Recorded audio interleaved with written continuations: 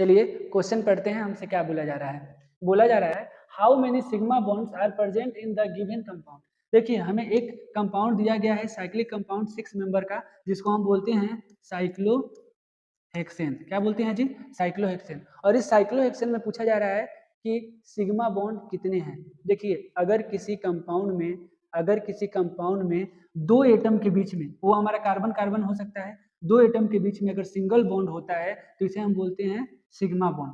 अगर single bond के अलावा इस पे डबल या ट्रिपल बॉन्ड होता है तो इस बॉन्ड को हम बोलते हैं पाई बॉन्ड। और अगर काउंट करें सिंगल को छोड़ के तो एक दो, तो दो हमारे यहाँ पे पाई बॉन्ड है। तो यहाँ पे अगर कंपाउंड को देखिएगा साइक्लोहेक्सेन को, तो ये दिया गया है ऐसा बॉन्ड लाइन स्ट्रक्चर। और बॉन्ड लाइन स्ट्रक्चर में होता क्या है, कार्बन कार्बन के बॉन्ड को हम सिर्फ शो करते हैं और हाइड्रोजन के बॉन्ड को क्या करते हैं, साइलेंट रख देते हैं, और हाइड्रोजन को भी साइलेंट रखते हैं।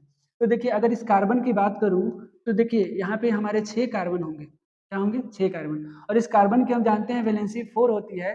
तो एक तो ये हो गई, दूसरी ये हो गई, बचा 2 वैलेंसी, तो इधर हाइड्रोजन कनेक्टेड होगा।